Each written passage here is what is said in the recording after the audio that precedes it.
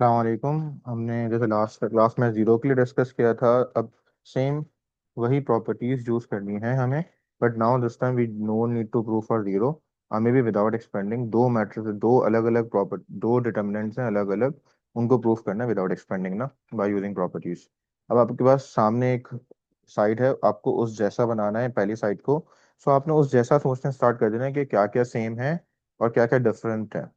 तो आप जो जो डिफरेंट होगा आप उस हिसाब से करते जाओगे, उसको सेम बनाने की कोशिश करते जाओगे, ये प्रूव हो जाएगा। ठीक है। तो सेकंड टाइप जो आपके पास प्रॉपर्टीज होती है डिटर्मिनेंट की सॉल्व करने की, वो ये है। अब इसमें देख लेते हैं हम क्या क्या कर सकते हैं।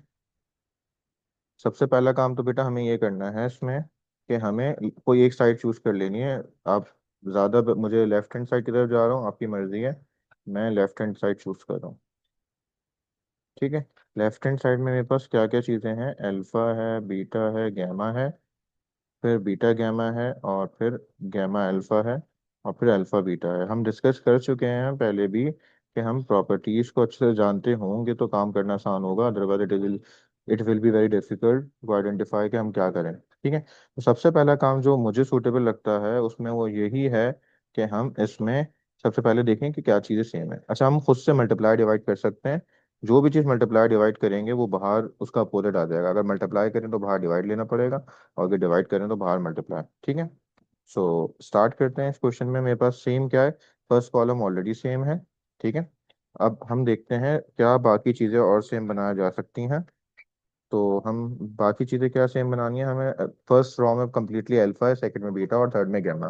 बट हमने जो साइड लिया उसमें ऑलरेडी एक चीज़ कॉमन है। तो सबसे पहला काम तो हम ये करते हैं कि फर्स्ट रॉ से अल्फा बीटा गैमा हटाएं, सेकंड से अल्फा गैमा और थर्ड से अल्फा बीटा। तो उसके लिए हम तरीकेकार बेटा ये यूज़ कर लेते हैं कि हम देख सकते हैं सबसे पहले जो कॉमन निकल रहा हो तो वो कॉमन ले लेते हैं। सो हम सबसे पहला काम ले रहे हैं, taking alpha beta gamma common from column 3 से कॉमन ले लिया अल्फा बीटा गैमा।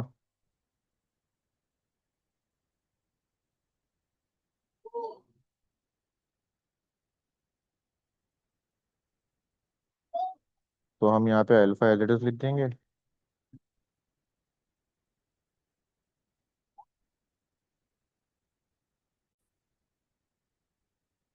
तो हमारी फर्स्ट कॉलम हम एज इट इज कॉपी कर रहे हैं, alpha beta gamma. Second column भी एज इट इज, और थर्ड से हमने कॉमन ले लिया है क्योंकि, तो दैट्स वाई वहाँ पे बचेगा क्या, वन, वन और वन। ठीक है। अब हमारी मर्जी है बेटा कि अब हमें क्या करना है, फर्स्ट रॉ में सिर्फ अल्फा चाहिए। तो ये जो बाहर का अल्फा बीटा गैमा है, तो मैं इसको ब्रेक करके अपनी मर्जी से किसी भी रॉ में मल्टीप्लाई कर सकता हूँ। मैं चाहूँ तो फर्स्ट में बीटा मल्टीप्लाई कर दूँ, सेकंड में गैमा कर दूँ, थर्ड में अल्फा कर दूँ। बट क्योंकि हमारे क्वेश्चन की नीड ये है कि फर्स्ट रॉ में अल्फा चाहिए, तो हम एक काम कर लेते हैं। ये जो बाहर अल्फा बीटा गैमा तीन नंबर है ना वापस, ये अल्फा बीटा और गैमा, अब हम अपनी मर्जी के नंबर्स में उठा के इसको मल्टीप्लाई कर देते हैं, रॉज में मल्टीप्लाई कर देते हैं। सो अल्फा को मल्टीप्लाई कर देते हैं रॉ वन के अंदर, क्योंकि हमारा आंसर पूरा अल्फा का रॉ वन में आ रहा है, बीटा को रॉ टू में, और गैमा को रॉ थ्री में। ठीक है। इस तरह से काम आसान हो जाता है। दूसरा मेथड भी है कि हम मल्टीप्लाई करें कॉमन लेने से पहले ही, वो भी ठीक है।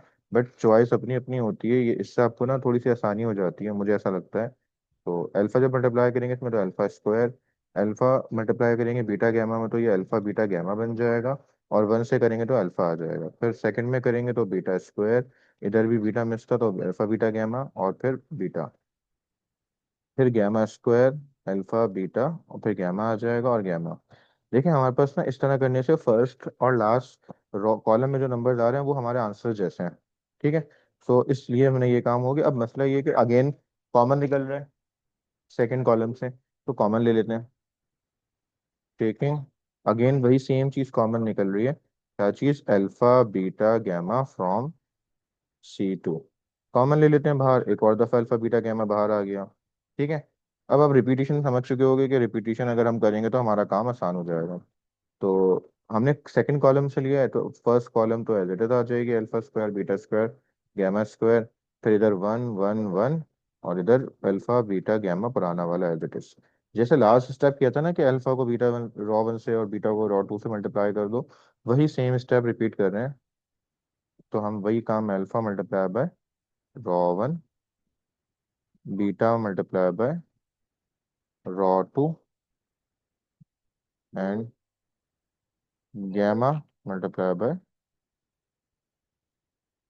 Raw three. ठीक है, गैमा रॉ थ्री से, बीटा रॉ वन से। इसके बाद हम जब मल्टीप्लिकेशन कर देंगे तो हमारा मैट्रिक्स क्या बनेगा? अल्फा को अल्फा से मल्टीप्लाई किया तो अल्फा क्यूब, इधर अल्फा वन से मल्टीप्लाई हुआ और इधर अल्फा स्क्वायर, इधर बीटा क्यूब बन जाएगा, बीटा और बीटा स्क्वायर, इधर गैमा क्यूब, गैमा और गैमा स्क्वायर, सब कुछ सेम आ गया। अगर आप नोटिस करो हमारे आंसर के हिसाब से, बट पोजीशन का मसला है। Alpha beta gamma second column में है और हमारा आंसर फर्स्ट कॉलम में आ रहा है, तो इसको इंटरचेंज कर देते हैं। बस आपने याद रखना है इंटरचेंज करते हुए साइन चेंज करनी है, इंटरचेंज करते हुए साइन एक दफ़ा चेंज करनी है। सो इंटरचेंज,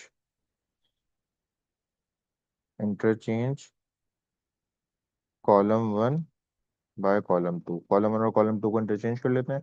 बाहर एक दफ़ा माइनस लगा देंगे, बाहर माइनस लगा दें और बाकी इंटरचेंज कर लें।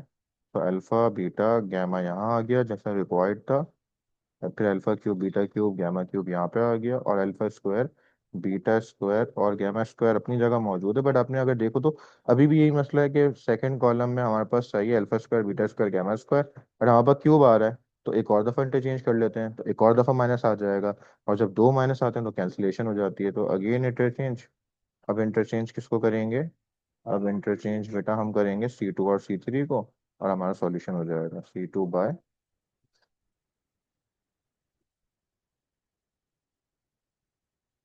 तो माइनस और माइनस वन लिख लें साथ साथ, क्योंकि कोई नंबर तो सही होता है तो उससे फर्क तो नहीं पड़ेगा।